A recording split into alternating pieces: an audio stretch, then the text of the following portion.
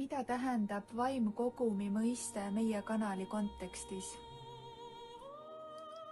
See selgitus on M.A. Kisk loomise seoses olulisim, mida tuleks väga põhjalikult lahti rääkida.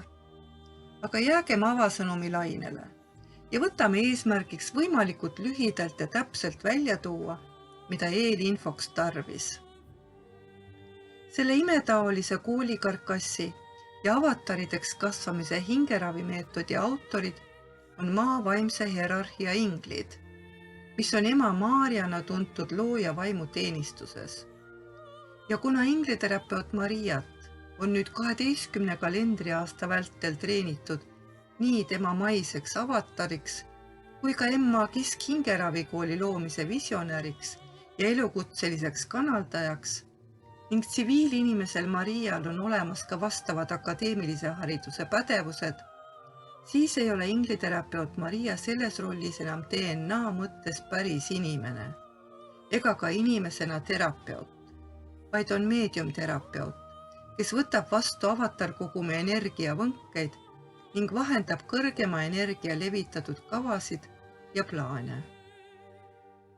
Kui kirjutame kusagile ingliterapeut Maria signatuuri all, siis see tähendab ühtlasi seda, et selle sõnumi loojad on maavälist päritolu kõrged valgusmeistrid. Aga samas ingliterapeut Maria inimkehastununa on sellest kõigest ametiala suutlikkusest teadlik, mida ta teeb ja kuidas ta teeb.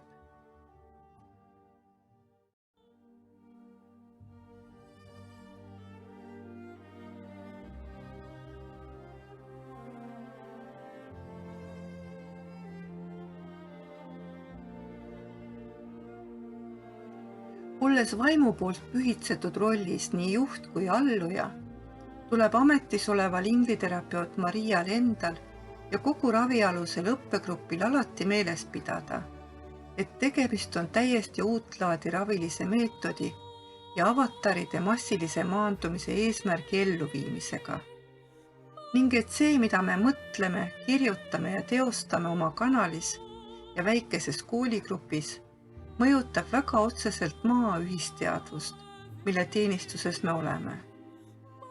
Kuna me oleme seotud kaitseinglite sagedusega ja need peavad hea seisma, et kõik toimuks üksikinimeste tasandilgi sel moel, nagu suur plaan ette näeb, ning et maises kehastumises pole meil sellist täisteadvust, mis suudaks mõista kõiki kaasaja protsesse ja ravivajadusi looja enda valikutes, siis tuleb meil olla väga kannatlik ja hoolas oma väljaastumistes ja koolipuu loomises. Aga kui kanali selgitused eeldavad, et on vaja edasi liikuda või on vastupidi vaja millegagi viivitada, siis on tähtis hetke vajadus ära tunda ja kohe seejärel inglite jäljes liikumisena reageerida.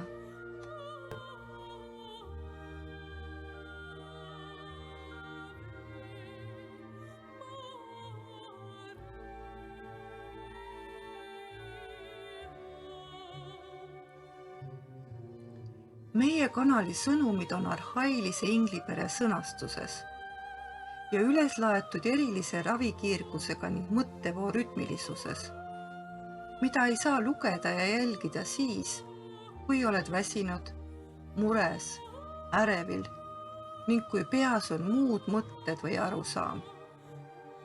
Seda lugedes tuleb süda müsteeriumi sõnumiteks avada ja mõnes mõttes pea muudest mõtetest justkui tühjaks teha.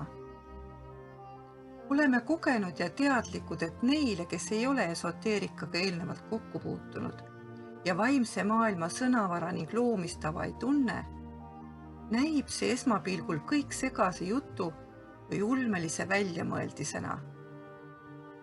Aga kes on end juba millegagi eelnevalt kurssi viinud, see saab kiirelt aru, et sellist protsessi pole võimalik nii suures ulatuses ja üksnes inimpea sageduses ellu viia, nagu on seni juba tehtud.